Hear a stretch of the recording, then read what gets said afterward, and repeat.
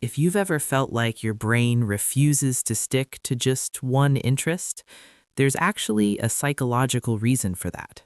And once you understand what's happening inside your brain, the way you see your curiosity might completely change. There's a specific kind of exhaustion that nobody really talks about. It's not the exhaustion that comes from doing too much, it's the exhaustion that comes from wanting too much. From waking up in the morning with 17 different versions of yourself, all pulling in different directions. One part of you wants to learn Spanish. Another part wants to finally finish that painting you started 8 months ago. There's also the version of you that's deeply convinced this is the year you become a guitarist. And somewhere beneath all of that is the person who just opened a new tab about deep sea biology at 11 p.m. at night because something about bioluminescent fish suddenly felt urgent.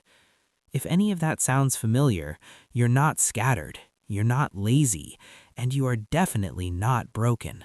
But something very specific is happening inside your brain, and once you understand it, everything starts to make a lot more sense. Let's start with the part nobody wants to admit. Most people with many interests have, at some point, been made to feel like something is wrong with them. A teacher suggested they needed to focus. A well-meaning parent said they needed to pick one thing. Society, in its relentless efficiency, keeps handing you this unspoken memo. Narrow yourself down, specialize, commit. The Renaissance ideal of the curious, wide-ranging mind somehow got rebranded as a liability, and so a lot of people with endlessly branching curiosity walk around carrying this quiet guilt, this sense that their own enthusiasm is a flaw. But here's where psychology tells a different story entirely. When researchers study the brains of highly curious individuals, what they find isn't chaos.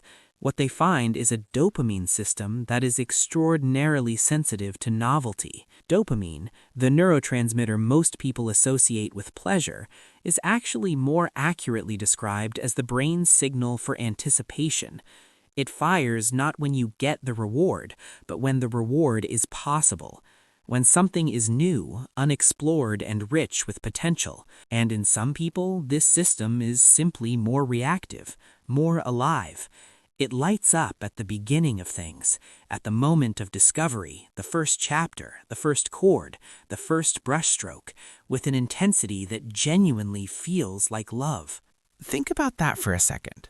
Your brain is literally falling in love with ideas. That early obsession you feel when you discover a new interest, that consuming all hours, tell everyone about it energy, that's not immaturity or impulsivity. That's your brain in a state of genuine neurological excitement. The problem isn't that you feel it.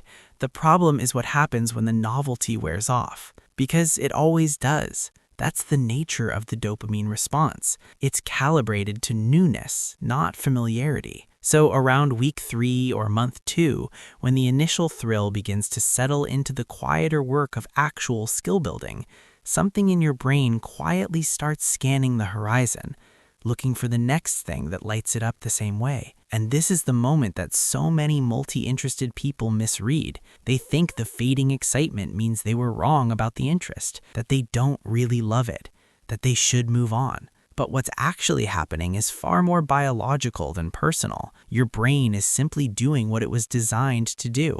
Seek the new, the unexplored, the rich with possibility. There's a type of person that psychologist Barbara Sher called a scanner. Not a diagnostic category, not a disorder, just a particular cognitive style, where some people are what she called divers who go deep into one area and build their identity around it. Scanners move laterally. They build a wide surface of knowledge and experience across many domains. And here's what's fascinating. The scanner's brain isn't less capable of depth. It's actually drawing on breadth as its strategy for understanding the world. Every new interest teaches it something that feeds the others. The guitarist, who is also a mathematician, notices things about rhythm and structure that pure musicians might miss. The painter, who is deeply into psychology, sees the human face differently. The connections your brain is making across these varied interests, they're not random.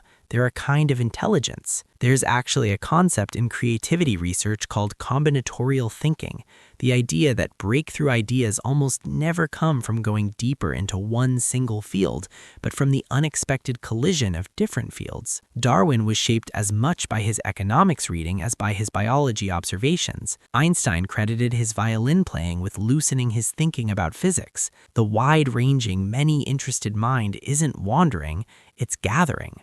But let's be honest about the other side of this, because it's real and it deserves to be named. Having many interests comes with a particular kind of suffering. Not the dramatic suffering of great loss, but a quieter, more persistent ache.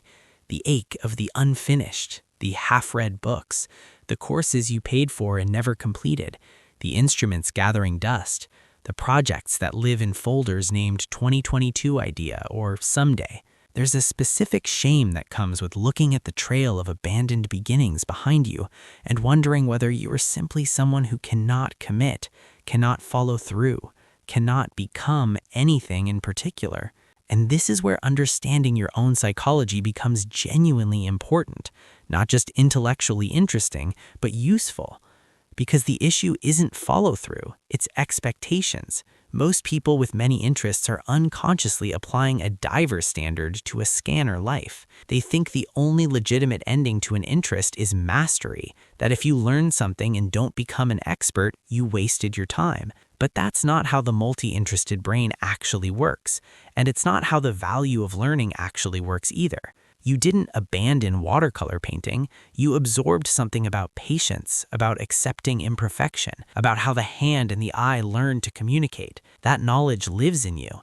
It doesn't require a certificate or a finished portfolio to be real. There's a reframe that changes everything once you truly absorb it. What if completion isn't the point?